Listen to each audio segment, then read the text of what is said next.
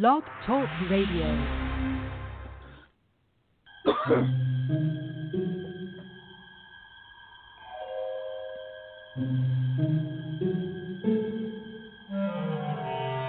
Archangels, ghosts, and Bigfoot, oh my. It's just another night for Supernatural Girls. Real stories, real answers to life's biggest supernatural mysteries. And now for another exciting interview with paranormal experts from this world and others. Here's your host, paranormal researcher Patricia Baker, on the one, the only Supernatural Girls.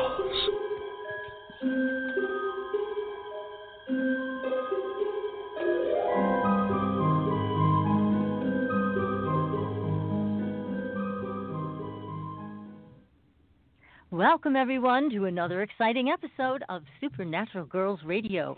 I'm your host, Patricia Baker. I am here with my co-host, Patricia Kirkman. PK, how are you tonight? I am drip dry. I got to watch the rain, walk in a few minutes. We had quite a storm here, and on the northwest side, so it's, half of Tucson is dry as a bone, and the other half has got hail and whatever. Makes life interesting here. Oh, yeah. My goodness. Wow. So, anyways, we have had rain and rain and rain here in New England. It just doesn't want to stop. But I did see the sun for a few moments, which was very exciting, and I was thrilled to see that happen. But we need more of it. My green tomatoes, they're green. They need to turn red sometime before really green, September. Huh? Yeah, well, we're going to have fried green tomatoes, like the movie. I was going to say, bag them and have fried green tomatoes. That might be what we have to do if that sun doesn't start to shine. Gosh. So tell us, PK, what's happening with the numbers? Where are we this week? Well, I took a look at things, and it's a 1 month. It's a review of last year. We've been told that enough times, but this is a day of major changes. And I got to thinking, so many people are interested in finding a date or someone that they can care about. And 5 deals with our sexual side. So I thought, take a look here. A lot of gals and guys are going to this online dating type thing. So I put together a little article. I'm going to put it up on my website this next week. But it's about how to choose and how to take a look for people on online dating so that you can find out a little bit more of who they are instead of what they say they are. I hate to put it that way, but that's we so all helpful. have a tendency to kind of brag a bit, and in some cases we put ourselves down when there's so much more that somebody else would just love to be a partner with. So I'm going to put that up for people to take a look. It'll show you how to figure out your numbers, and it's very simple. Just take a look what the universal year is, add your month, day, and year of birth to that, and narrow it down to one single digit, and that's who you are. So, and then you'll find out who they are, which is even more important because when you're doing that online dating, you don't know what you're doing with these people. So, that's great information. So your website is patriciakirkman.com. So everybody will know how to find you. It'll be up on the 1st. Okay. But, I think it's time that people had a chance to take a sneak peek before the fact. And ladies and gentlemen, make the first date for coffee, daytime. That way you get a chance to feel comfortable before you make it to big time. That's right. And keep it safe. Keep it safe. Mm-hmm. Sure. My goodness. That's a great, great tool that you're offering, PK. Wonderful. That's so nice. I love it. So patriciakirkman.com on September 1st. Go to the website, and you will find this very helpful information. That's great. Mm-hmm. Now, we see more secrets are coming out, do we not? This is what you predicted. We see that happening in the news, more things coming to the surface. That's, I guess, a good thing. We want to know the truth, so we're looking at more and more of that. And what else is happening? Anything else? There is going to be more information coming out. I'm really skeptical about some of the stuff that, let's face it, we're getting a boatload of lies right now. Everything's up in the air, and the fake news is the fake newsers, type thing. But there's going to be a lot of changes, and by October, things are really going to start flying. if not before then. But between October and the end of this year, there's going to be some major changes that are dealing with the information flow that's coming out. And people are going to really start delving into the how come and the what fors. And they're not going to be able to hide a lot of it anymore. In fact, they're not hiding it now. Yeah, it's hard to hide it now. I mean, we are in the digital age. All this stuff's coming right out. So that's good. All is right with the world when we know the truth. So that's good. Now, tonight, we have a very special guest. We do. And he's a dear friend, Dan Baldwin. And we've had him on the show before. And he has a new book out called The Psychic Detective Guidebook. We're going to be talking to him about the tools, the methods, and real-life stories about how psychic detectives track down people, criminals, the truth. We're going to hear it all from Dan in just a few minutes. So everybody stay tuned. We just have some paranormal news to talk about also. Now, there's my notes. This is so weird. You got that right. Yes. Feral people. Wild people, right? Now, they refer to them as wild men. But they're wild. It could be women, too. But for the most part, I guess, it's people that are living off the grid. But they're taking on these wild characteristics of being predators. And there's a great article about it from Mysterious Universe that we posted on our Facebook page. And everybody, just go there and read it. And especially, it talks about the Appalachian Trail, talks about Dennis Miller, which is one of the most heartbreaking cases of a missing child. And that has been reported by David Paulides in one of his books, Missing 411.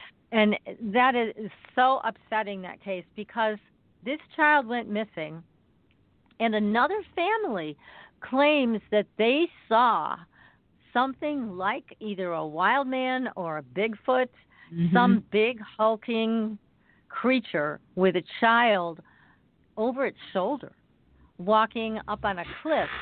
And they reported that to the police, and the police didn't really follow up on any of it. But one of the forest rangers did come forward and say that there were wild men known in that area, and they were pretty ferocious. They had even attacked one of the rangers in the past. But Dennis, unfortunately, was never found, and that's extremely tragic. And I know that's a story that it is true. It happened. And, again, there are a lot of people that do go missing. Thanks to David Paulides' research, we've been able to follow all of this. They go missing in the national parks, and very little is brought to light about what has happened to them. So, great series of books, David Paulides' books. But it is a very troubling issue. This continues to happen in our national parks and elsewhere. We need all the help we can get to try to find these people and find out what in the world's going on. There's been reports of wild men, Bigfoot, Tragons, which are like the evil form of the Bigfoot, and extraterrestrials, reptilians. I mean, there's all kinds of stories out there. And we all know that David Paulides stays away from speculating what could be doing this, but his reports are very well documented. He's a former police detective himself. So it's well worth keeping up with these stories. And if you're a hiker and you go to these areas, you need to follow his advice on what to take with you so that you don't become one of the missing. So anyways, also, you're doing your dating information for September 1. And after September 1, I'm going to be offering soul realignment sessions, which are really fun, really cool, helps get you back on your path. So if anybody's interested in that, just shoot me an email. You can find both PK's email and mine on Supernatural Girls' website, and that's supernaturalgirls.com, and that's with a Z, not an S, a Z. And follow us on Facebook. Don't forget also to mention, my dear heart, the fact of the dream episodes. Yes. Too many We've been people, doing more and they more talk dream about groups. it. They need to be aware it's there, too. Oh, yes, because it is an important piece of work. Don't ignore your dreams. Your dreams are really important for your own personal power and for your own healing. Feel free to contact me with any questions about your dreams or starting your own dream group in your area. I'm happy to help. So very powerful times for all of us for self-empowerment, and that's what this is all about. When you come to this show, we want to help you with that. We want to bring you the latest and greatest information, and that's what we have tonight. We got the greatest. We have Dan Baldwin. Now, Dan is an expert, and he's also an author of I can't even count all the paranormal books he has written, and he's worked with the police on cases here in the U.S. So he's joining us tonight. He's going to tell us all about methods and tools and procedures, how to work with the authorities, how to find these missing people, how to solve crimes, how not to get arrested when you tell the police you know something about a case. Yes, exactly. So anyway, Dan is an award-winning author, and he is here with us tonight. So we're going to bring him on the show. Dan, welcome to the show.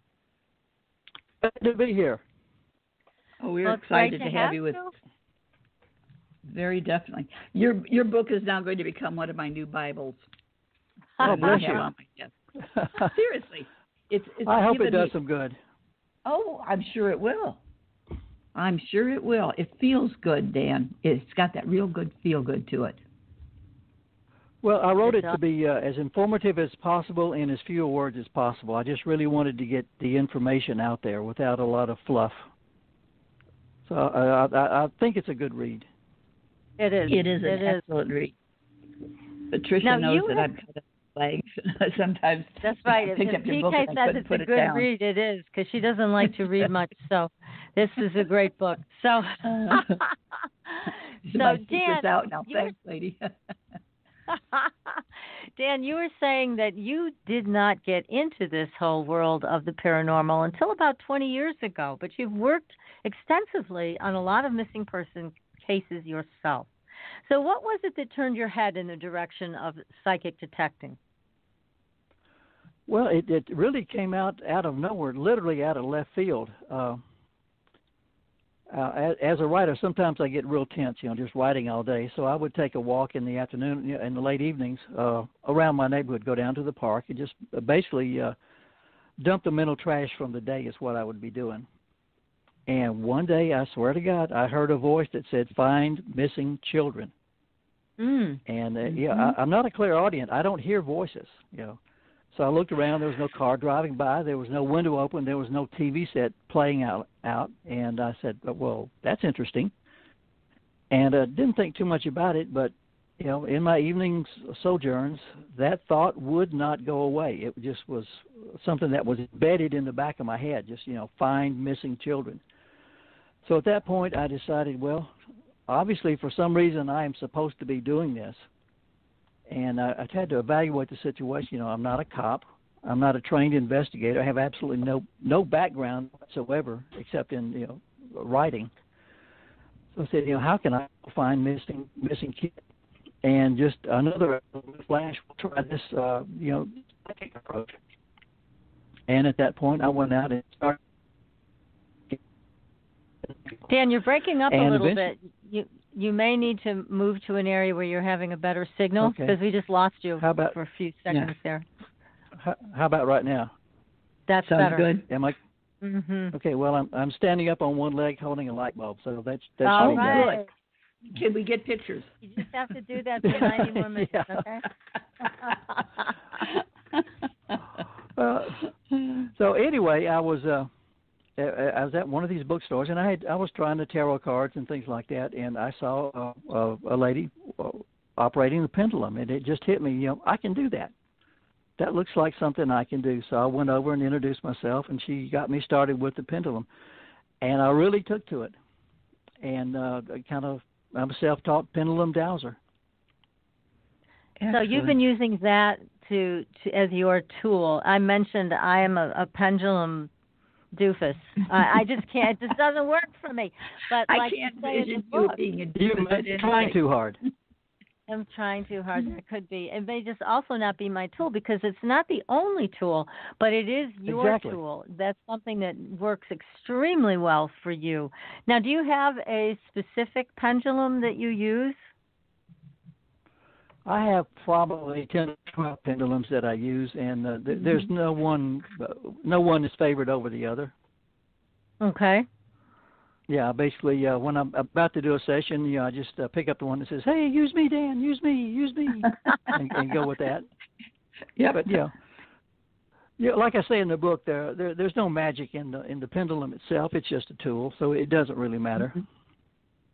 Right. Now, you've worked on your own, you've worked in groups, and you've worked with Rhonda and Dwight on doing dowsing and figuring out what happened in the Wild West. We've had Rhonda and Dwight on the show recently. And so you've got your hands in a lot of different things with psychic detecting. But you've seen a lot of things firsthand. You have interviewed a lot of psychic detectives. So let's talk about some of the tools and some of the other methods. So some people use pendulums like you, and I know, PK, you're good at it too. But what other tools do people use when they're looking for missing children and missing people in general? Well, when I'm working with other people, it depends on what their specific skill is. But I've worked with everybody using everything that is possibly available. The tarot cards, dreaming, crystal gazing, dreaming, mediumship. You name it. That's what works for different people. And there's not one that's better. There's not one that's better than the other. It just matters. What matters most is what works for the individual psychic. Mm-hmm. Right. Do you find that working with the crystal is helpful for you? You mean scrying? Crystal gazing. Yeah. Yeah, I've done a little bit at it, and I know there's something there, but I really like the pendulum. Yeah, I like the pendulum better. Yeah, one of the reasons I like the pendulum is that the fact that there's no room for interpretation. Your answers have to be either yes or no. There's no room for interpretation whatsoever, and that appeals to my mind. It makes it a real slow process, but you get again, there's no interpretation involved, and that's what I'm most comfortable with. And let me point out also that I'm the first to say that I am not 100% right 100% of the time either. I think anybody who claims to be that accurate is lying or deluded. No, they're called God. But I will say, in my defense, when I'm cooking, I'm right on. Yeah, no, that's the whole thing. It's as we work with these pieces of interpretation towards different things, what message we get at one moment may all of a sudden become a different direction shortly thereafter, and it leads us back to the positive space. But when we're looking at some of these things, it gets a little scary for people like myself that's a novice and always learning to make it different. And so when I'm reading your book, I was just enthralled with all the different ways that you have come about to work with these things and how to bring it to people's attention. That's why I said this is going to become my Bible. I am flattered and honored. Thank you very much. I hope the book takes off. I'm sure it will, because there's a lot of people interested in this. Now, tell us a little bit about some of the cases that you've been involved with, some of the success stories. I know sometimes you find people, they're no longer living, but you're still finding them. So tell us some of these experiences that you've had, either on your own or with other people. Yeah, the downside of what I do in psychic detecting is that we're always the last ones to be called into a situation, which means it's usually a cold case. It's like that's too bad. Yeah. It's like the cops say, well, we've tried this, we've tried that, we've tried this over there. We may as well give the psychics a try. So by the time we get called into the case, 48 hours has passed, or a week has passed, or sometimes decades have passed. So it's successful cases are hard to come by simply because of the time that we've been brought into. A good case would be I won't mention any names, but several friends of mine and I worked a case up in Colorado roughly the Durango area, La Plata County. And it was a situation where the father had killed the son, and I can say that because he's in jail. He's in jail now, but there was no evidence. It's one of those typical small town crimes. Everybody knows who did it, but there's no evidence to prove it. So they finally called us in, and there's several of us, and we all had different hits in different locations. And I had a specific hit, and I use GPS coordinates when I do my dowsing. In other words, when I file a report, I can say, policeman, you go to this exact spot, and you will find the missing person or the missing evidence. And I'm either right or wrong, but he goes directly to that spot. And I had 2 places on a specific mountain. And in talking to the police later on, I learned that they believed that one of the locations, there's a little clearing in the woods, is where the actual murder took place or the transfer of the body took place.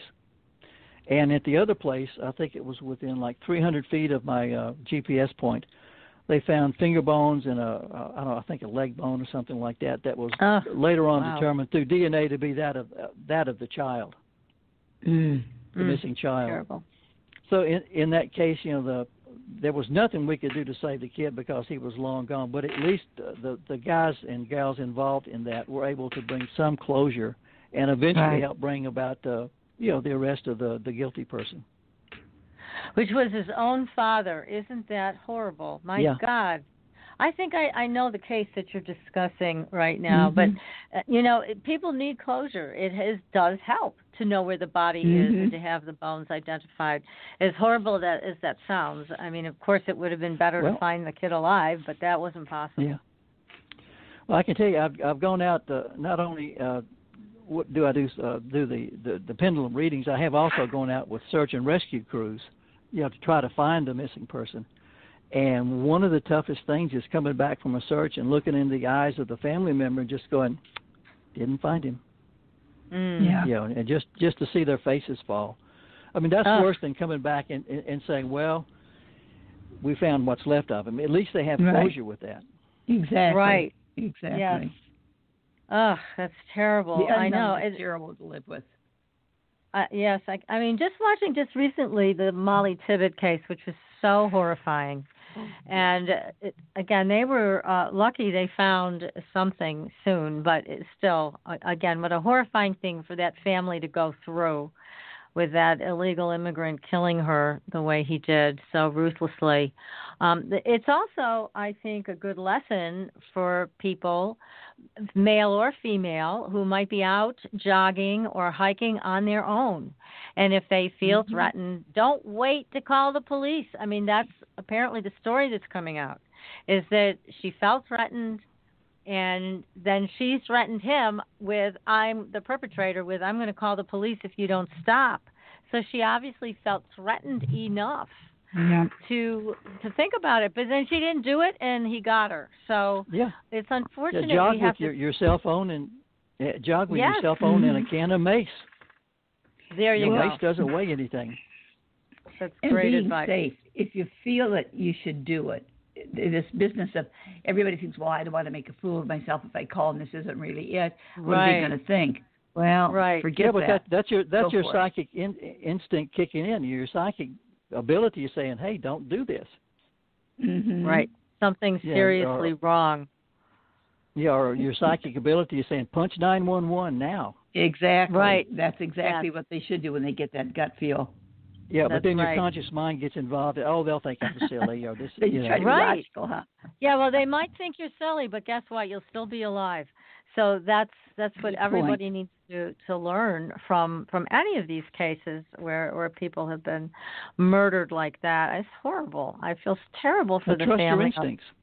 Yeah, trust your instincts. Always trust your instincts. Isn't it amazing how many of us don't? It's scary. You get that gut feel, and you talk yourself out of it. Yeah. Yep. Yeah, that's that conscious mind, Yeah, the monkey mind. Don't listen to the monkey mind. Listen to your gut.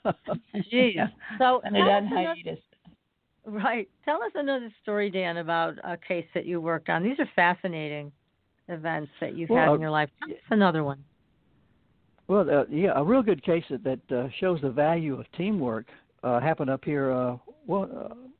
Up here in Arizona, up on the Mogollon Rim area. We got a phone call from someone who said they were afraid that the guy is missing, and we know that he's an avid camper. He has a 4-wheel drive.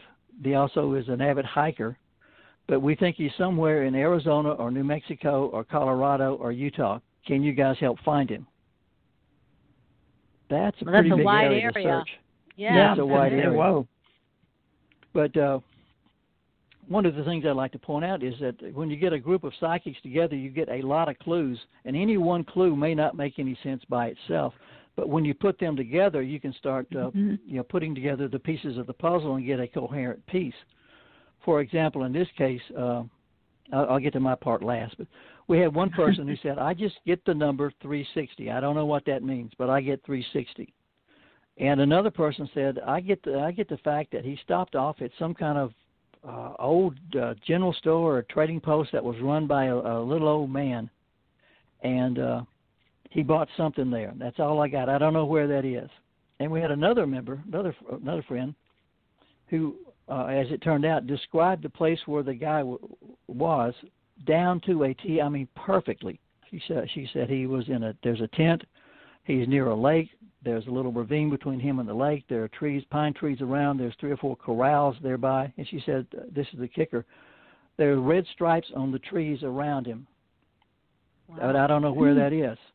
Of course, that description fits just about any place in Arizona, New Mexico, Colorado, or Utah. In our beautiful Southwest. I started doing my pendulum work, and I did is he in Utah? No. Is he in New Mexico? No. Is he in Arizona? Got a yes. Is he in northern Arizona? Got a yes. And then I did brought out my map, state map, and there's Highway 360. Or it was 260. There's Highway 260. That number pops up. I said, is he north of 260? And I got a yes. So at that point, I brought out my topological maps, and I just started going through the topo. Is he north of this road, south of this road? Is he north of this ravine, south of this ravine? And gradually, I'll narrow down my search area to a specific road, one of those wilderness roads, between a 1 mile area, 50 yards off to the left of the road. So I told him, if you go to this spot here, a specific GPS coordinate, and walk 50 yards to the west and walk north, I said, you will find him within a mile. Oh, my. That's very specific, the work that you do. Very specific. It's impressive. Yeah, and the good part is, it has a sad ending, but the good part is the family was just paranoid, so we were dealing with them on the cell phone. They went up to the rim because maybe was one of his favorite areas, so maybe we can tool around and find him. So we were feeding information. They found the road that I had picked out. They encountered somebody coming out and showed them the little poster they had made, the missing person poster, and the guy said, "Oh yeah, we found him this morning. He's unfortunately dead." But they took him to the location. He had crawled into his tent and committed suicide. His tent was up on a little hill overlooking a ravine that overlooked the lake, that had 3 or 4 little corrals around it, and had the red paint stripes around the trees that were going to be trimmed. Incredible. All those clues came together. It shows the value of teamwork. It really does. Sure. It really does. I mean, it's just amazing that you're able to, even individually or as a team or both, find somebody who's out in the wilderness like that. I mean, you really narrowed it down. Like you said, within a mile, you knew where he was. You also, as I recall from the book, talked about you knew he needed medical attention. That also came up, right? Yeah, it was real strange. Some of the psychics got the fact that he was deceased. I got the fact when I was doing my reading. I said he is physically alive, but he is in extreme mortal danger. So I think what happened was I was making contact right after he shot himself while he was still alive, because I got that he was alive, but in need of extreme serious medical condition. Oh my gosh! What a fascinating case. Too bad that this happened. But at least, again, you were able to give the family some closure. And it's interesting that they were involved that way. Good for them for getting involved and not just sitting around and waiting. So it's good that they were proactive. Unfortunately, this person chose to end their own life, which is always sad. Well, we're going to take a very short commercial break. And we will come right back, and we're going to hear more about how to become a psychic detective, what methods to use, how to contact the police without getting arrested and blamed for the case. So yes. we're going to find out all these details next. So stay tuned, everybody. We're going to take a short break. We'll be right back. Are you ready for a new experience of freedom and powerful connection? Would you like a positive, effortless change in your life? Then come to CosmicFusion.com, where we offer the most advanced energy clearing and expansion techniques in the world, with a quantum vortex energy to activate your divine blueprint and life's purpose. When your soul leads the way with cosmic fusion and quantum vortex energy, you can break clear of past difficulties and blocks with the power of the source. With Cosmic Fusion, the source energy does the work for you. It's easy and effortless. Listen to our free meditation right from our Cosmic Fusion website, the Cosmic Code Meditation. Sign up for one of our interactive webinars today. Come to Cosmic Fusion, www.KOSMICfusion.com, to experience an effortless awakening and transformation. Are you ready for an upgrade? Are you ready for a new experience of living in the fifth dimensional magic and powerful connection? Then visit CosmicFusion.com today. CosmicFusion.com.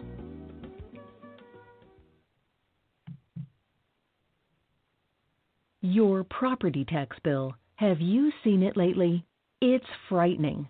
Your property taxes are going up while your home value is going down.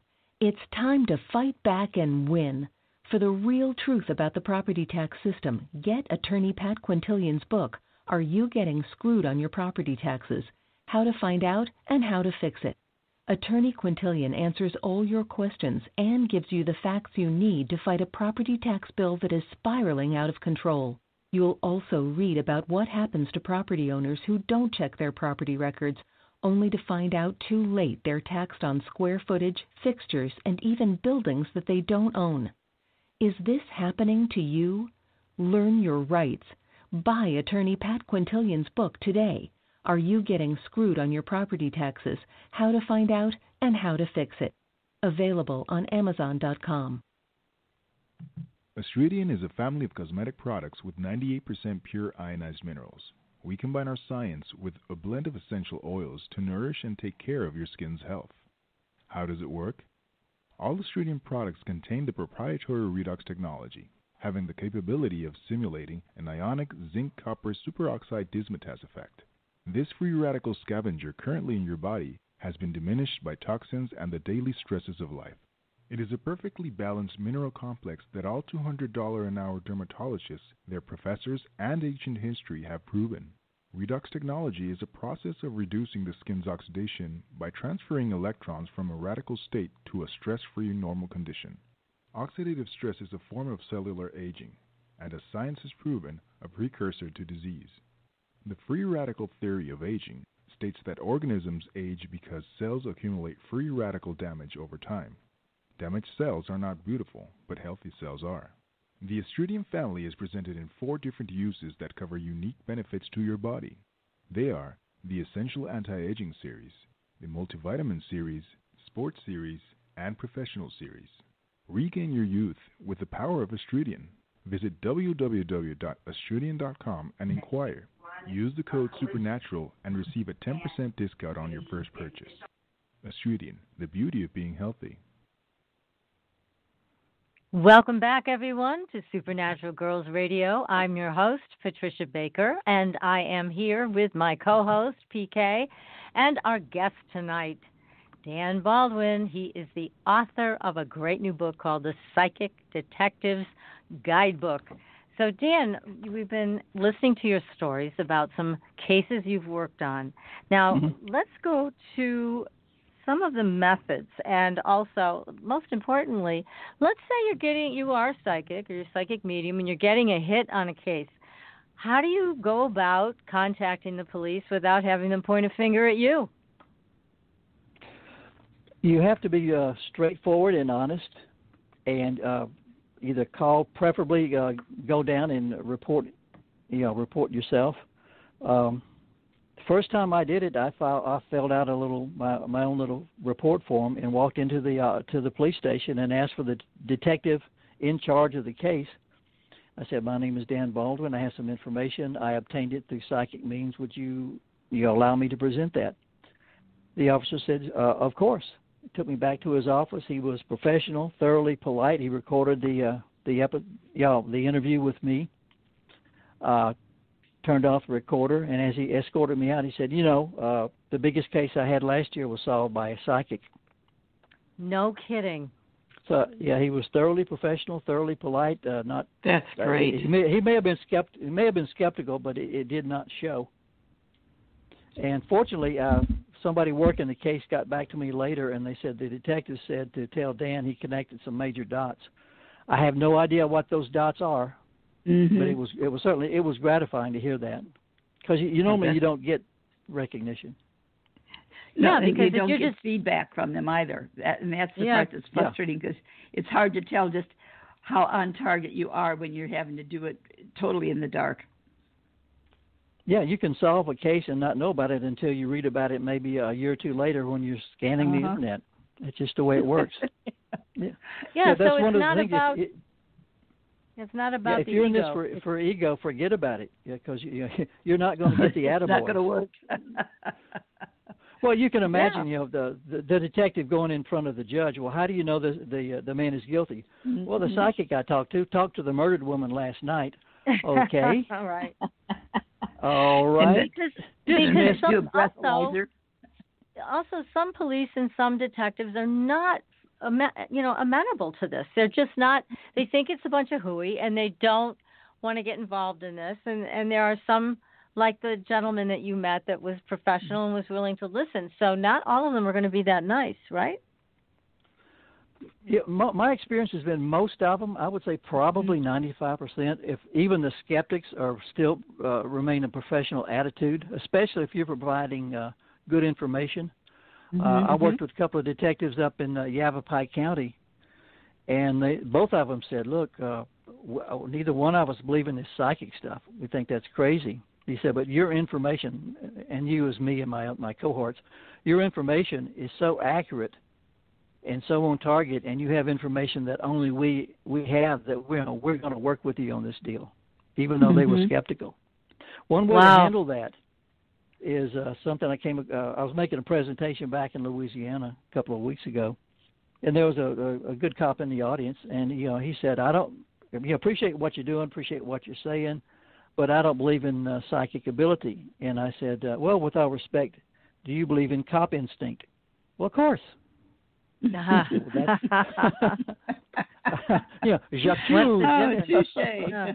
Yeah. And it was kind of, we had one of those moments. But if you put it in terms that they understand and that they deal with every day, they're more willing to, even if they don't believe in the psychic world, they're more. You have a basis of understanding. You can communicate with each other. So what are the methods that someone should use? So you've given a great example of how to approach the police about a specific case that you might have some psychic hits on. So what about the other methodology? What do you recommend? Okay. Well, I use a form, and I've reprinted the form in the book. So if somebody wants to go to the cop, they can look at my form and adapt it. But basically, it has name, address, phone number, and all that. It has a case that I'm working. List of how the information was determined. Information determined through psychic detecting, and then I write out a summary of my investigation. I don't list all the yes and no answers and questions. I summarize everything, and then I submit that to the police. That way, they've got a hard document that they can look at. That's it's in a legible form and an easy to understand form, and it looks professional. That's great. So use that form. It's real simple, and then they can ask questions and go on from there if you want to, and they can ask you to do more. They can, show you the door. But at least you've done your bit. Right. I will warn anybody: do not be a missionary for psychic detecting. Don't try to convince anybody of psychic abilities of the psychic world. Just deliver the information in as professional a manner as you possibly can. Yeah. No, that's that great makes good advice. sense. Yes.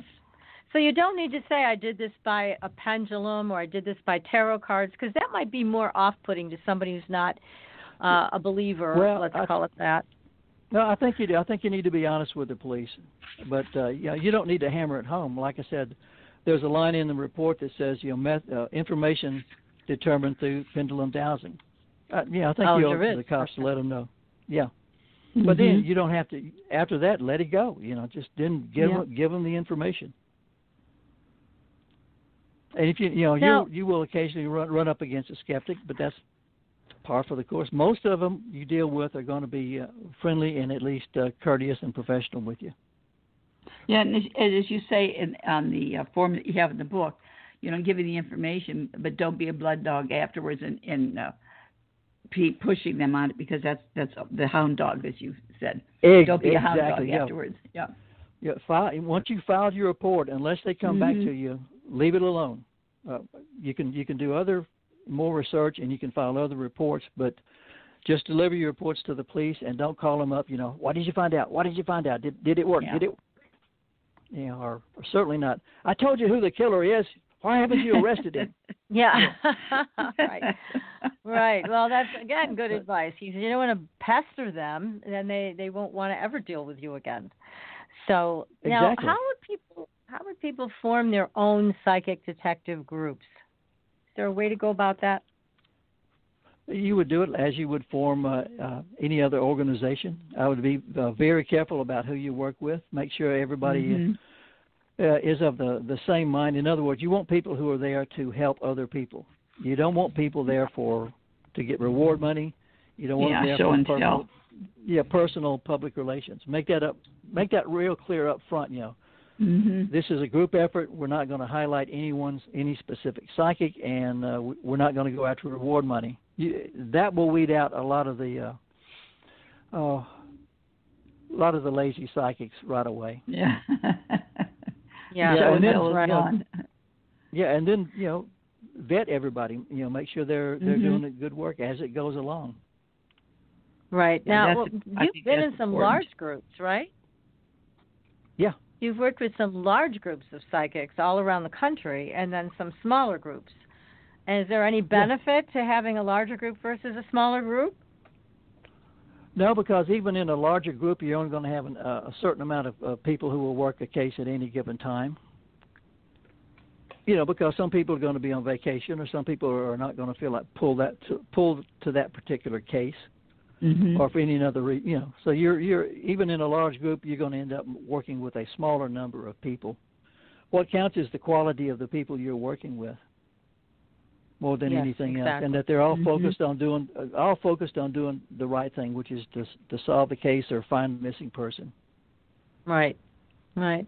Yeah. Now, what about, have you found people alive? I know that you're the last people they usually call, unfortunately, so precious time has been lost. But are there cases where you've been called in sooner and you've been able to find the person alive? Yeah, we've had a couple of those where it has worked out. Where the person we found was actually alive. In fact, one of the cases in the book, it was the Jessie Dugard case. That's in the book. She was missing for, I think, 18 years, if I remember correctly. Yeah. But she was considered. She was kidnapped and kept basically in a home prison for 18 years. Had been given up for being deceased, and several of us got involved in that case. And some of us said she's still alive. She knows who she is. And she's at such and such a place, and in such and such a description of an area, and the case was broken, within a year of the psychics being involved with it. Can we take full credit for that? I don't know, but I do know that she was missing for 18 years. After the psychics got involved, she was found. So our information definitely helped. It sure did. That's wonderful. Mm-hmm. What an exciting thing to have happen. I mean, to actually find somebody alive after all that time. So somebody was keeping her hostage. Oh, how horrible! But she was found and released. That's great. I'm really hoping, Dan, that with your book and giving such great advice to people who are interested in doing this, that the police will maybe consider calling teams like yours first, rather than just waiting until they have nowhere else to go and too much time has passed. Yeah, one of the goals of the book is to try to get the police authorities to at least consider, I'll be very careful about that, not all psychics, because there are just a tremendous number of flakes out there, but vetted psychics. Unfortunately. Psychics with, we have to live with that. But work with vetted psychics, and that's psychics who have proved themselves. Mm-hmm. Consider us first responders. If somebody goes missing, give us a call. You would take, I tell a cop, you would take an anonymous phone call and act on it. At least give us that much courtesy. Oh, I That's like that. wise. And Very wise. Yes, and also that you are the psychic first responders. I mean, why not include you guys and gals in this? Why not have you right up front and be able to hopefully make a difference and save somebody's life? It's just, traditional police work can be very plodding. I mean, they have to rely on witnesses or video cameras or something else to really point them in the right direction. Meanwhile, your team can give them specific information. You're talking about giving GPS coordinates. So why not contact you and say, here are the coordinates that I came up with, and send somebody out to look in that area? It makes so much sense to do it that way. Well, yeah, and in a situation like that, if the psychic is wrong, right off the bat, because you've gone to the location. If they're right, maybe you'll save a life. That's very right. true. You'll arrive very there true. in time. Yes. But a good psychic or a good team of psychics will come up with GPS coordinates and accurate descriptions and hard clues. It won't be, well, the person is missing. There's a tree in the background and a mountain, and there's a stream somewhere, and I hear traffic, so there must be a road. That's just too vague. That covers pretty much information most of the country. It describes any place. But if you can say, well, go to the corner of Main and First and look on the second floor, and back in the closet, you're going to find the little girl. Bam. Yes, exactly. I mean, there was a very well-known case, and you're probably familiar with it, Dan, and it was made into a television special on paranormal witness, and the name of it was Through the Eyes of a Killer. And this woman, who was amazing, I can't think of her name right now, but she was an amazing psychic. She came up with a lot of information about this serial killer who was stalking women. And she did get to work with 2 police detectives. One of them was a believer, one was not. He was a skeptic. But she actually took them to the scene of the crime, and they gave them such incredible descriptions, but she also had to relive it. So she went through the emotions that this woman, the first victim, went through, which I would imagine is very tough stuff. Now, do you work with psychics who go through it like that? I have several of my friends who have worked cases who have actually backed away from doing it because it is so traumatic. They just can't emotionally handle it. Can you imagine if you go into your trance or however you do it, and all of a sudden you're being murdered, maybe horribly murdered. Lord, you're experiencing, you're experiencing every cut or every blow or every bullet hole that person is experiencing, just like you were right there, and that's hard to take. So a lot of people, have to back out just as a matter of self-preservation. Mm-hmm. Well, yes, of course, some and can handle it. Yeah, I mean that's my heart goes out to those people. Yeah, mine too. And this woman in Paranormal Witness, Through the Eyes of a Killer, I highly recommend that people watch that particular episode because it was incredible the way she relived every killing, but she narrowed it down to this one person, and she could see only part of his name. And she kept trying to get the whole name. She did get the description of the car right, all of those kinds of things. And then they thought they had it, but the DA would not allow them to go after this particular person because the case had involved a psychic. So what she did was the next step, which she got all of her group together of other psychic mediums, and they did a prayer group to stop this man because he had already identified who his next victim was going to be.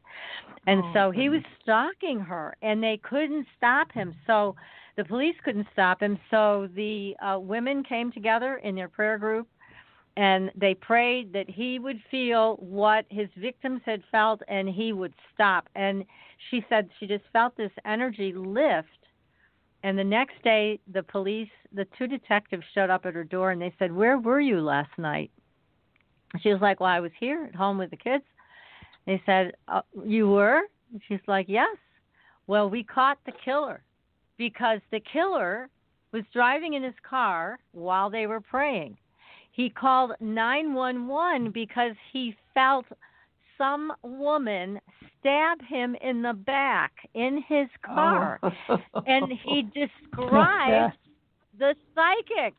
Totally. A woman, a short woman with brown hair, blah, blah, blah. And she was like, "Well, I was right here." But you see, it's so fascinating to me. Energy is energy. And the power of that prayer, they said they still can't figure out to this day how this man was stabbed while he was sitting in the car by himself. But that's what happened, and when he called them, they came, they searched the car, and they found evidence to arrest him for these murders. But it's just a great example of psychic detection at its best. And of course, there were all kinds of potholes along the way where she was getting cooperation at first from the detectives, and then the DA's office shut them all down. But they still prevailed. So it's just a wonderful episode, again, Through the Eyes of a Killer on Paranormal Witness. Highly recommend it. So, again, just let me toss in 2 cents here. Psychic information is not admissible in court, obviously. Right. But the psychics working with the police, if and when they work with you, you can provide information that will lead them to information that they can discover that is admissible. In other words, you can't go to the judge and say, "The psychic told me that the murder weapon was in the closet." But the psychic can tell the police, "We're getting readings that the murder weapon is in the closet." The police can therefore legally obtain a search warrant for the house for any number of reasons. They can use your information, go to the closet. They can find the murder weapon. Now you have led information that is admissible in court. Yes, so you can get them to the hard evidence that they would not be able to find any other way. Yeah. Right. Exactly. So that's one of our primary benefits. Yeah. That's great. Wonderful. Now, have you solved any crimes this way? Can you tell us any stories that your group has actually achieved that? Solving crimes? Well, again, I think we were very, very responsible for a lot of the results in that. The murderer is now in jail. He's going to live in jail the rest of his life. You're talking about the father who killed the son? Yeah, exactly. Yeah. Well, thank God he's in jail. That's where he belongs. Yeah. So, but I would imagine it gives you a really good feeling that justice was served. Unfortunately, the child was killed, but that the murderer is now serving time the rest of his life in prison.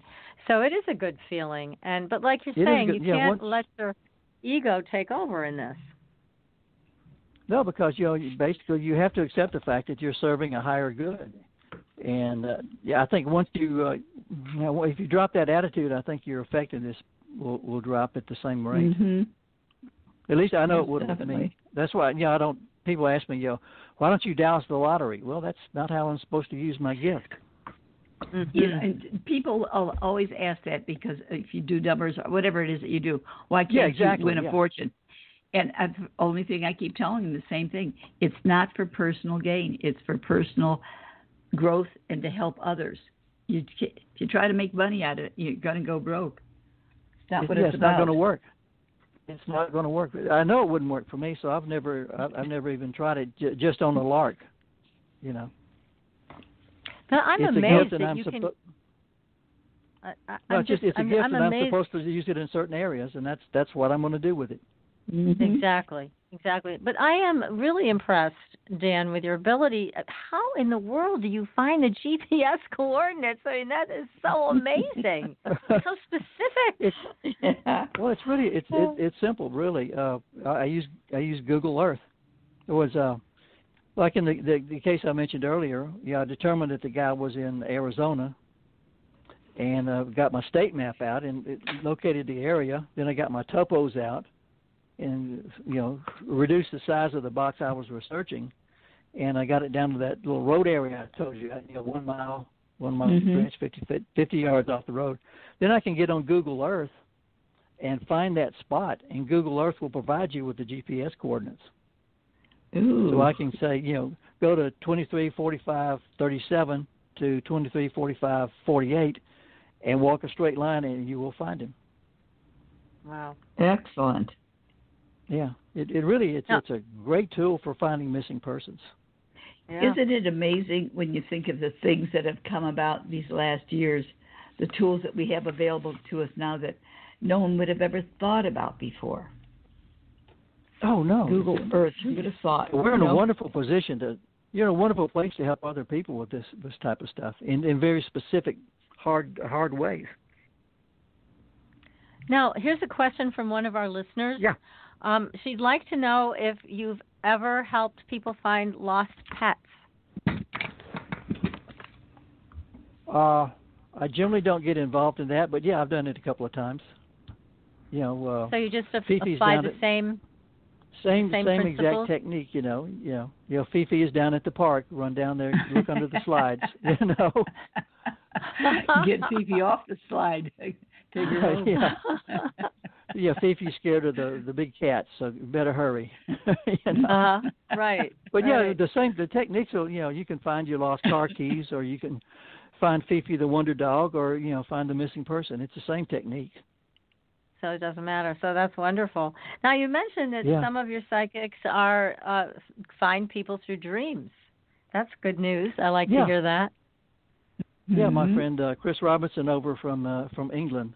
He is a dreamer, and that's how he does it. He's worked for 20, 30 years. He's cataloged his dreams. He knows he has psychic dreams. So every time he dreams, he will write down, like I dreamed of a car, and he'll determine what that car means. So he's developed this whole library of images. So when he dreams about certain images, he knows exactly what that means. And he can file reports based on images. Hey, do you mind if I do interrupt and say, mention my guest in my book, the other side? Please go ahead. Go right ahead. Yeah, one of the things people I think will really like about this book is I wanted to give other perspectives of actual people who are practicing, psychic detectives and their experience. So I interviewed some of the top psychic detectives internationally. And I sent them a list of questions, and I said, "Say as much or as little as you want." And I did not edit at all what they wrote for me. But in the book you'll find brief interviews with Dwayne Brock, Tammy Carpenter, Jeanette Healy, Rhonda Hull, Patricia Mona, Glenda E. Newton, Chris Robinson, and Renata Massot. And each one of you're crossing a whole gamut of psychic abilities with that group. I mean, everything. That's wonderful. They were very, very open to participating in the book, very happy, and I'm delighted with the information. So you get the real world experience from people who are doing this, in England, France, Canada, and the United States. And they have some great advice in their interviews that they did with you for people who are aspiring to do what they're doing. So it's a great book. Again, it's the Psychic Detective Guidebook by Dan Baldwin. It is an excellent guidebook. So we're going to take another Thank you. very short commercial break, and we're going to come back. If you have a question for Dan, you can give us a call, or you can Please. text us at 563-999-3539. That number again is 563-999-3539. So stay tuned, everybody. We'll be right back. Astridian is a family of cosmetic products with 98% pure ionized minerals. We combine our science with a blend of essential oils to nourish and take care of your skin's health. How does it work? All Astridian products contain the proprietary redox technology, having the capability of simulating an ionic zinc-copper superoxide dismutase effect. This free radical scavenger currently in your body has been diminished by toxins and the daily stresses of life. It is a perfectly balanced mineral complex that all $200 an hour dermatologists, their professors, and ancient history have proven. Redox technology is a process of reducing the skin's oxidation by transferring electrons from a radical state to a stress-free normal condition. Oxidative stress is a form of cellular aging, and as science has proven, a precursor to disease. The free radical theory of aging states that organisms age because cells accumulate free radical damage over time. Damaged cells are not beautiful, but healthy cells are. The Astridian family is presented in 4 different uses that cover unique benefits to your body. They are the Essential Anti-Aging Series, the Multivitamin Series, Sports Series, and Professional Series. Regain your youth with the power of Astridian. Visit www.astridian.com and inquire. Use the code SUPERNATURAL and receive a 10% discount on your first purchase. Astridian, the beauty of being healthy. Are you ready for a new experience of freedom and powerful connection? Would you like a positive, effortless change in your life? Then come to CosmicFusion.com, where we offer the most advanced energy clearing and expansion techniques in the world, with a quantum vortex energy to activate your divine blueprint and life's purpose. When your soul leads the way with cosmic fusion and quantum vortex energy, you can break clear of past difficulties and blocks with the power of the source. With cosmic fusion, the source energy does the work for you. It's easy and effortless.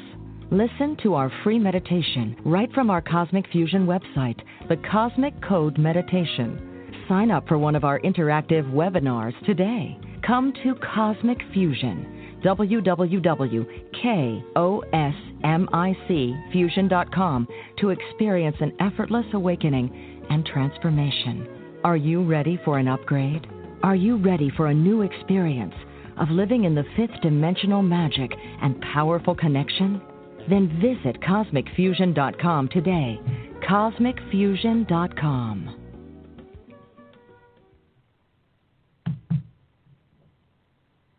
Your property tax bill. Have you seen it lately? It's frightening. Your property taxes are going up while your home value is going down. It's time to fight back and win. For the real truth about the property tax system, get attorney Pat Quintilian's book, Are You Getting Screwed on Your Property Taxes? How to Find Out and How to Fix It. Attorney Quintilian answers all your questions and gives you the facts you need to fight a property tax bill that is spiraling out of control.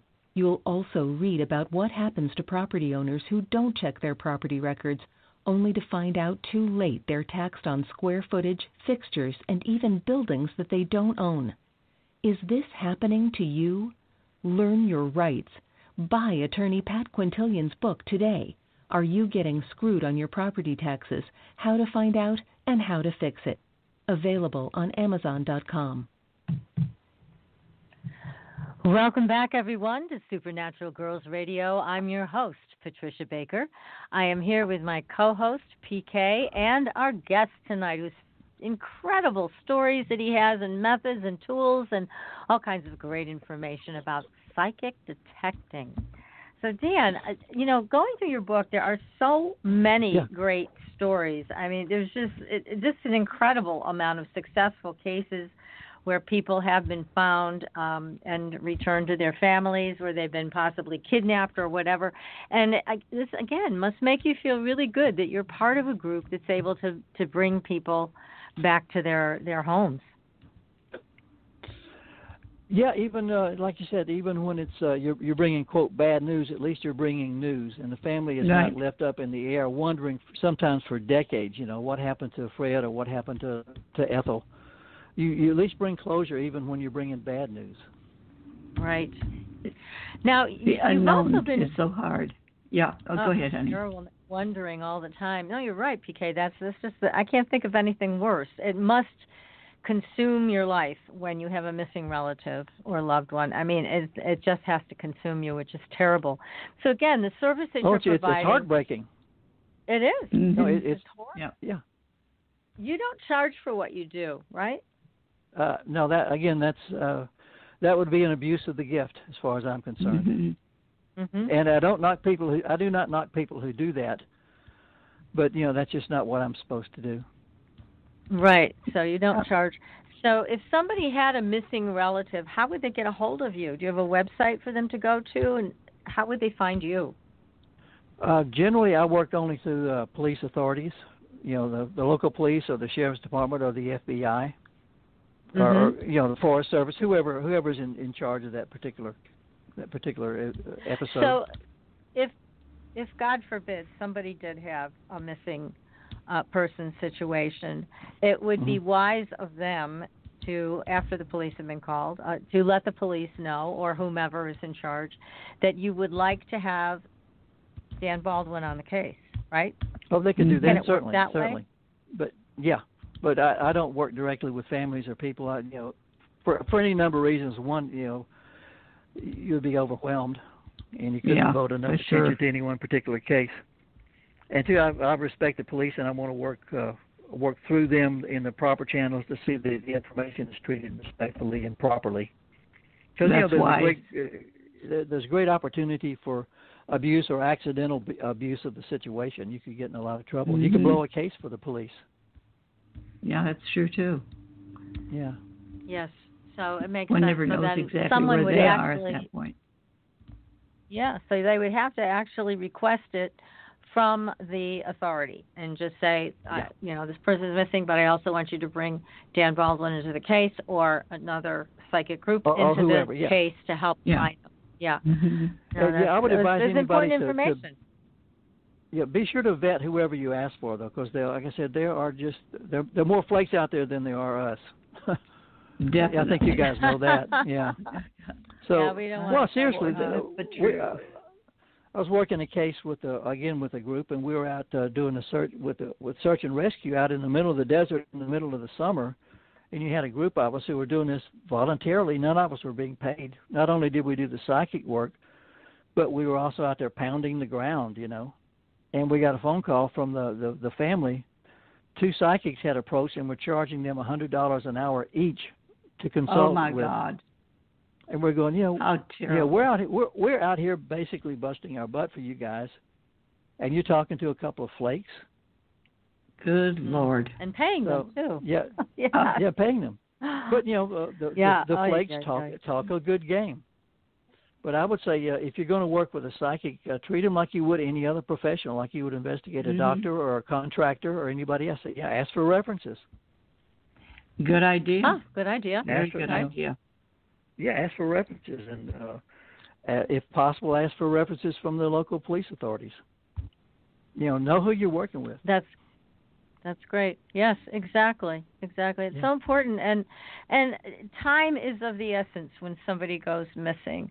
So it is important that if you want to find your loved one and you can request somebody like Dan, then that's the ideal way. I mean, if I went missing, I would hope, PK, that you would bring Dan onto the case from me. Of course I would. I wouldn't let you I do the same for you. To anybody.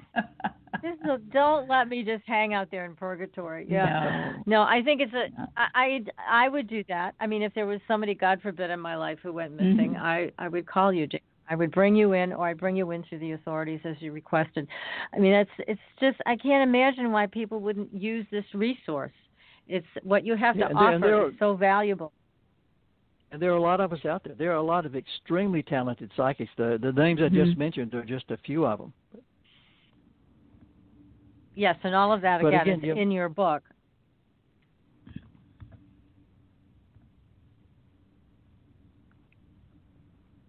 You know, one of the things that surprised me is, yes, we're here. One of the things that surprised me is that even Scotland Yard works with psychics, and they're so renowned, that even they pull psychics in to cases. You would be surprised at who actually works with.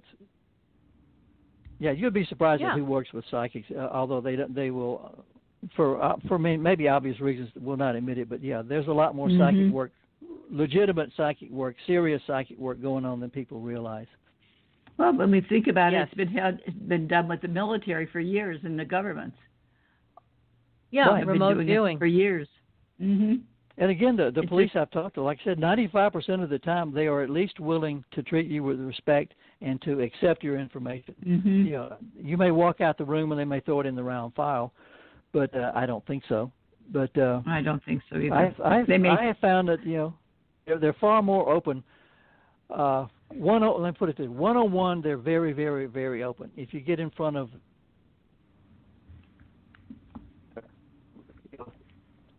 you're breaking up again. Yeah, we lost you there, sweetheart. Back up on one leg. Yeah. Okay. But yeah, 101, you'll have a better response.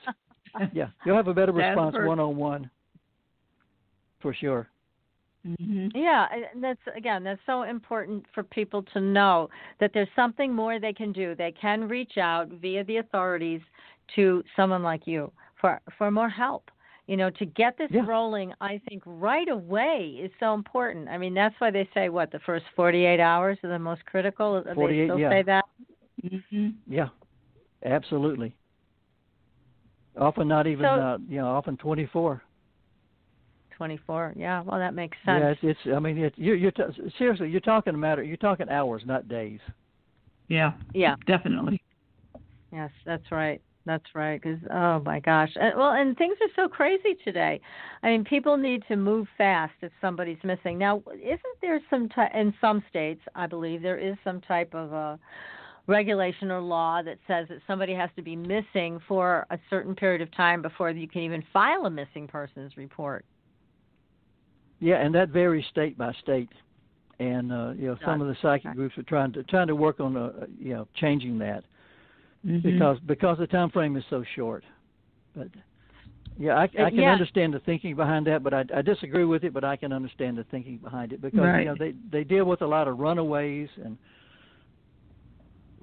husbands and wives split up, and one of them marches off angrily and just says, "Well, I'm not going to call back for a week. I'm going to hold my breath until I turn blue." That sort of thing. You can't. Yeah, right. You can't blame them. And because they don't want to waste resources on things like that. Right. But at the same time, it's the people that really do need the help. The clock is ticking. Yeah. So that's not a good thing. Exactly. Now, Dan, you're also involved in sourcing information psychically about the Old West. Tell us a little bit about your work. Now, we've had Rhonda and Dwight on the show, but I know you were involved in all of that psychic research about the past. Tell us about that. How did you get involved with that? Yeah, that's my good buddies Dwight and Rhonda Hull. Our first book is called Speaking with Spirits of the Old Southwest. And I plug here, our new book, which will be out later on, is called Conversations with Spirits of the Old Southwest. And Dwight and Rhonda are the ones that actually got me involved in this. Rhonda and I worked on a number of missing person cases together, and we became friends, over the internet and over the telephone. And we discovered we had a lot of, similar interests. She, Dwight, and I are very interested in the Old West. We're big Wild West history buffs. And so they invited me down to. They were living in Sierra Vista at the time, south of Tucson. Said, let's, we'll go knock around some ghost towns and ghost mines and see what, that'll be a lot of fun. So we're doing that, and one day the light bulb went off. We got two psychics and a pendulum dowser here. Why don't we see if we can make contact? Like duh. Good thinking. And so we did a test session, and we actually made contact, and we were able to actually free a spirit our first time out, freed a trapped spirit. And we said, wow, we are onto something. So we started investigating not only the site, but trying to make contact with the people who lived at that site back in the day. And then, a year later, the light bulb went off again. Duh. Why don't we write a book about what we're doing? Yeah, exactly. So we go, and our thing is one of the best resources for researching history is to talk to the people who actually lived there at the time, and we have been able to do that. And in our books, we're not one of these people. We're not one of these groups that run out and we get an EVP of a voice that says hello, and we jump up and down and say we got it. And pack up and go home. We sit down and say, well, hello, who is this? Can you talk to us? And we actually have extended conversations that we reproduce in our book because we're trying to learn. That's we're students, wonderful. and we're trying to learn from these people. So you have these, not just the EVP hooray, but you get why they said hello, why they said hooray, what they thought about Wyatt Earp, or what they thought about Doc Holliday, or what they thought about living at that place at that time. It's an incredible research tool. It is. It's great that you three have come together to do this kind of work. There's some kind of synergy that gets together with the two intuitives and the dowser that seems to bring out successful results. We've had phenomenal success. Now, what is marvelous. What is one of the most favorite examples you can give us of a connection with a spirit that's passed? Maybe a name, somebody we would recognize, like Doc Holliday or Wyatt Earp, somebody like that. Have you spoken to them? We have made a connection with Maddie Earp, Celia Ann Blaylock. That is Wyatt Earp's common-law wife. We have made contact with her several times. And what did she have to say? Yeah. Well, we are learning a lot from Maddie. She's taking us on on a real educational trip. We've spoken with her several times. A real sad person died a tragic life, alcohol and laudanum overdose. Uh-oh. And apparently, she died not too far from where I live over in what today is Superior, Arizona. Yeah, it's the old Pinal City. Mm-hmm. But she would be one of the, if you want to say, quote, famous persons we've met. She's been real interesting. Curiously, as badly as Wyatt Earp has treated her, she has yet to say anything bad about Wyatt. Although obviously he broke her heart and ruined her life, she has yet to say anything bad about him. Wow, wow. And, now we've had some really emotional experiences. That's what it sounds like. I mean, it sounds like you connect with these spirits at a heart level, and they're able to share their personal life stories. And those were some hard times for everybody back then. I mean, it's so different than how it is today. So it was tough. I mean, food, water, just some of the basics, shelter, not easy to come by in the Wild West. Yeah, and one of the things that we have encountered, we ask people, why are you back here? We've talked to spirits who have crossed over, to the other side, but who have come back. And we've asked them, why have you come back? And a lot of the answers are, well, I had a really good life here. I really enjoyed my life and the people that I was living with, and I just come back to visit every once in a while. No, so it wasn't all bad. Yeah. That's nice to know that that's also a part of it. Yeah. That's again, we're really at the very bottom end of the bell curve there. And as far as learning, we're trying to figure out what actually happens when you cross over. And apparently there are lots of options out there, and one of the options is to come back. So just come back and hang around as a spirit. That's interesting. Apparently some come back because I'm guessing at this point, but it's kind of like a small vacation. I think I'll go back where I was real happy back in 1885, and they come back and relive that moment. Others come back to help people cross over. We've run into that a lot. And that, okay. We've run into people of all ages. We've run into a little girl who I would guess probably 9 or 10. And what she does is she comes over here and helps people cross over. I'll be darned. We've run into that several times where someone has come back and there'll be a trapped soul here, and they're trying to say, "Come on over, it's all right." And it's okay. We've actually helped people cross over, and that is profound. That is life changing. What does it feel like to you? Something? Do you feel like a sense of relief when they cross over? Yeah, I'll tell you the truth, the most emotional moment in my entire life was when we helped the guy cross over. This was in Tombstone. We were there with Dwight and Rhonda do an annual fundraiser for Wounded Warriors where we take people around. They may be part of it.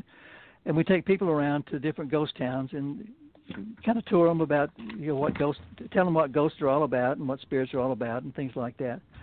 And the last night of this particular episode, we were in basically recreating an old bar back in Tombstone's Hoptown, the Chinese section, and let them play psychic. And at one point, one of the ladies was working her pendulum. It was her first day she had done the pendulum, and she was struggling. She said, "I think I've got somebody here." And so they called me over, and I, because it was her first day and she really didn't know how to do it, she was struggling. So I took over and said, "Yeah, there's definitely somebody here." So I called Dwight over. I said, "Dwight, you're a military investigator. You start asking questions, and I'll provide the answers."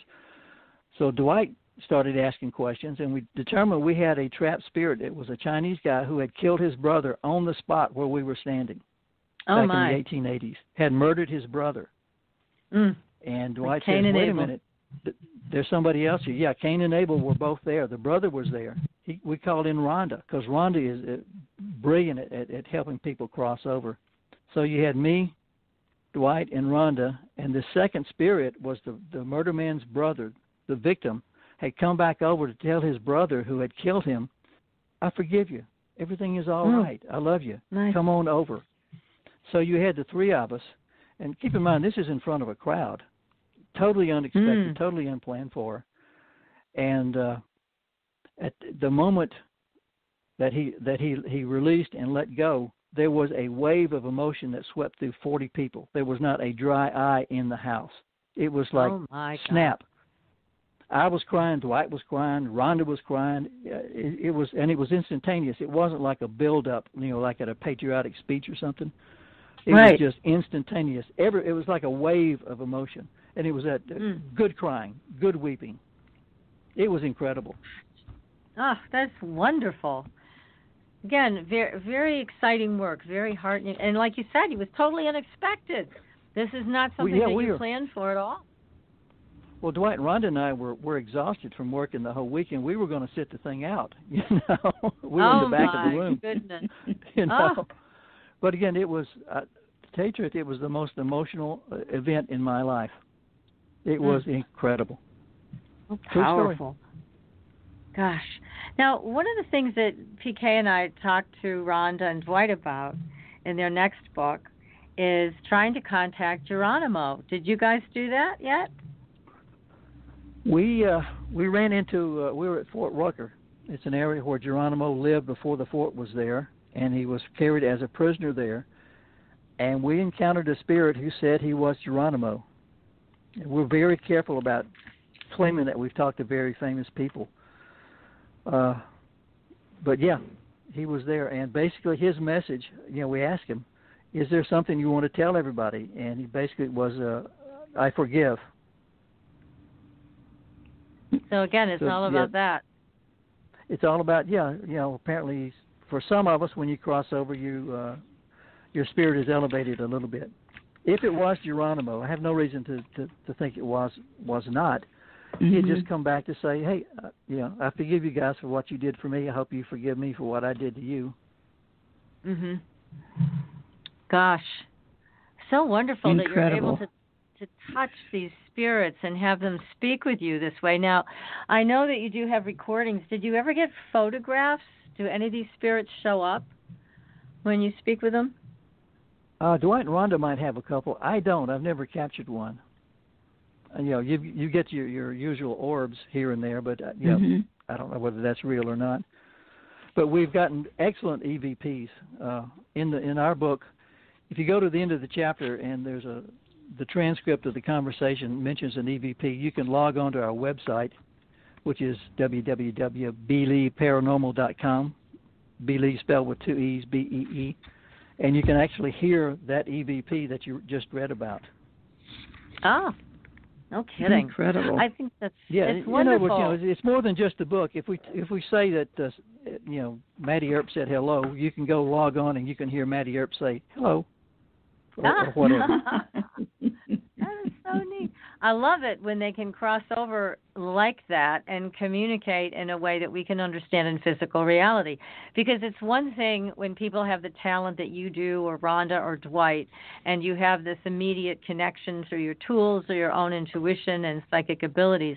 But for everybody, no matter whether they have psychic ability or not, to be able to hear them talk from the other side or see a photo, I just think that is the best. It is absolutely the best.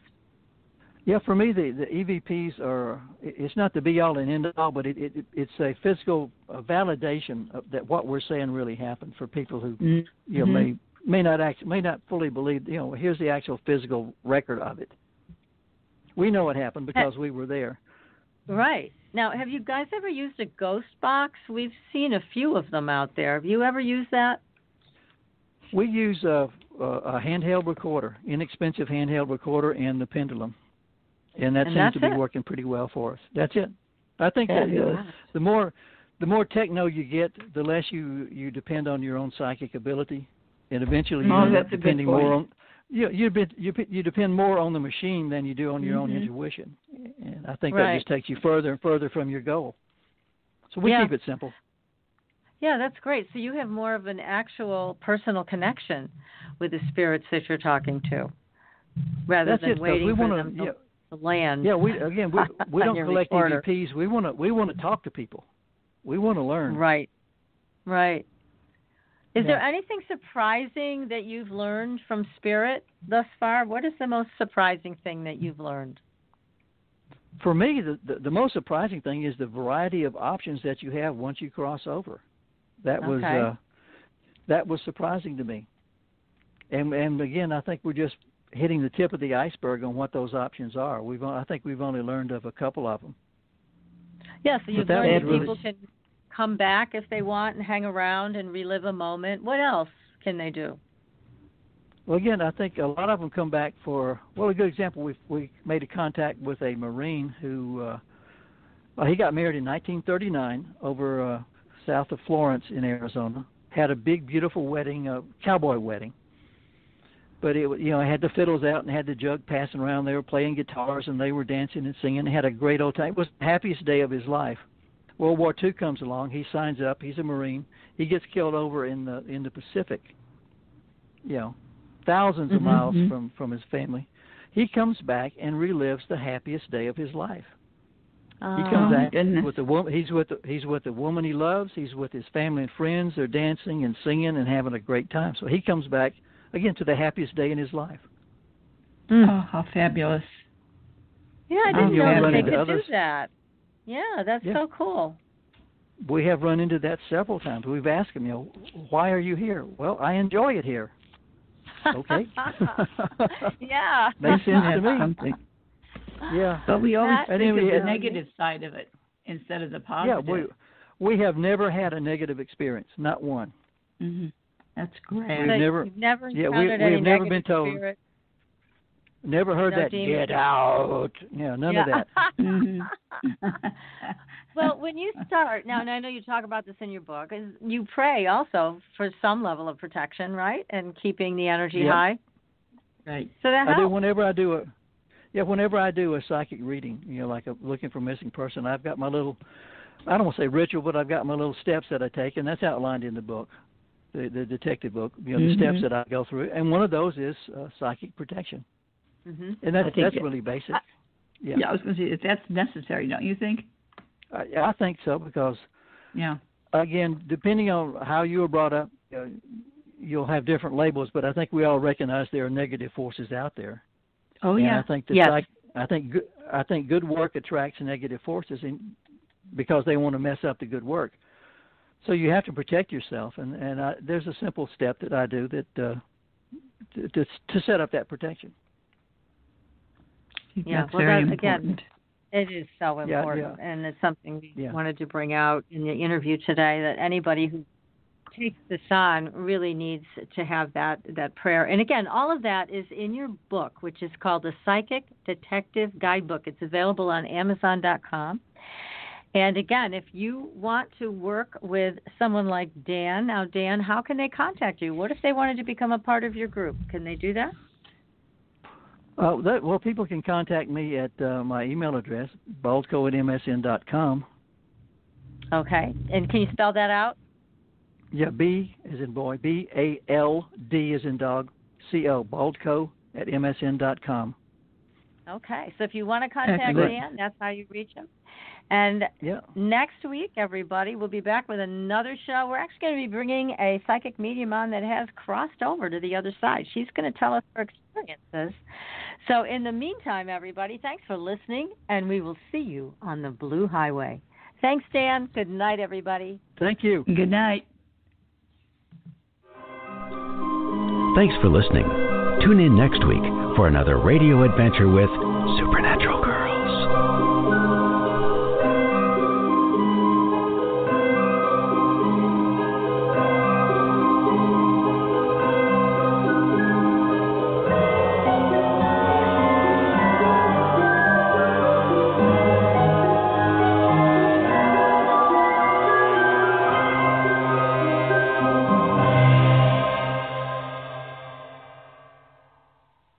Dan, that was terrific. Thank you so much. You guys are great. I enjoy talking with you guys. It's entertaining but interesting at the same time. It's fun. Oh, it's fun for us. That's for sure. Yes, yeah. I'm glad you enjoyed it. And you can come back anytime you want. Just let us know if you've got more stories to share or any new books that you're working on. Just let us know, and we'll be happy to book you back on the show. Love to. Yeah, look forward to it. Something cooking. Yeah, I know you do. I'll make sure that you have PK's phone number so you guys can get together for lunch. And I'll be very jealous when I'm not there. That'll teach you for living out east.